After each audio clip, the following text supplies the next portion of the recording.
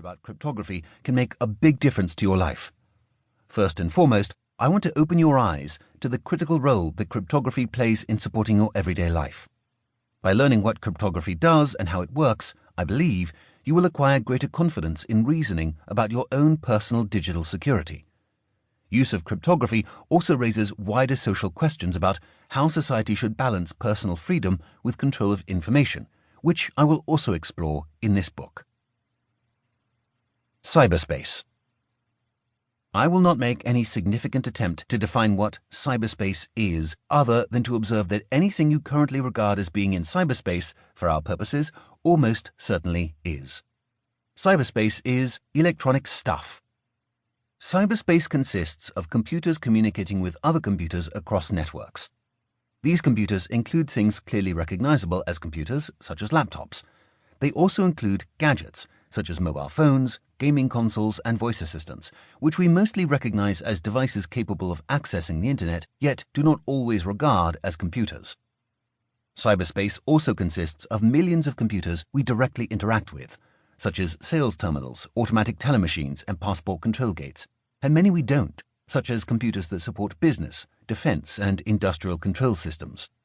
Perhaps most importantly, and to an extent alarmingly, many everyday devices that traditionally we don't think of as having a digital element, let alone as being computers, are rapidly becoming devices in cyberspace.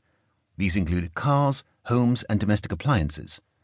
The networks connecting all these devices in cyberspace can be wired or wireless, short or long range, open to all, or dedicated to specific purposes such as telecommunications. By far the most significant of these networks is the Internet. Of course, cyberspace and the physical world are not entirely different concepts. Aspects of the physical world increasingly interact with cyberspace. It is generally becoming hard to find people who do not use the Internet, businesses without an online presence, or technologies not interacting with cyberspace in some way. And most things that happen in cyberspace occur because human beings press buttons on physical devices that execute instructions on machines in physical places. Your security in cyberspace. Just for a moment, reflect on how much you depend on cyberspace. Consider how you communicate with your friends, where you get your news, and how you research your next vacation. Think about how you manage your money and how you pay for things. Don't forget how you access music, movies, and personal photographs. Did you remember to include your car? It opens its doors at the click of a button, always knows exactly where it is, reports its problems to the manufacturer, and in the future it will undoubtedly drive itself. And this is just the tip of the iceberg. There's all the invisible stuff you rely on every day that just seems to happen. Planes fly, electricity powers, and traffic lights change. These days, almost everything relies on cyberspace.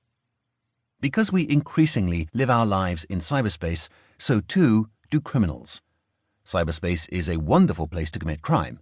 Freed from the tyranny of distance, cyberspace enables criminals from anywhere in the world to raid your home.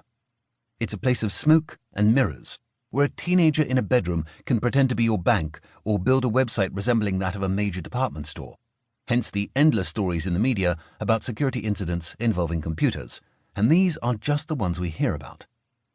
Exact figures are notoriously hard to establish, but cybersecurity firm Norton claims there were 978 million global victims of cybercrime in 2017, altogether losing $172 billion. The professional services firm PwC reported that 31% of organizations victimized by fraud were affected by cybercrime in 2016 and 2017.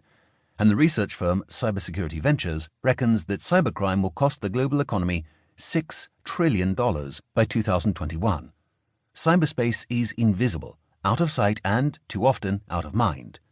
Just ask the Iranian scientists at the Natanz uranium enrichment facility, whose centrifuges mysteriously started failing in 2010, or the executives at Sony Pictures who unwittingly became the stars of their own horror movie in 2014 when their internal emails, salaries, and unreleased movies were exposed to the world. We are physical beings who have evolved in a physical world in which we have a reasonable understanding of what security means: locked doors, passport controls, signed documents, etc. However, we appear to lack the equivalent common sense to operate safely in cyberspace. The invisibility of cyberspace doesn't help, but I suspect our main lack of intuition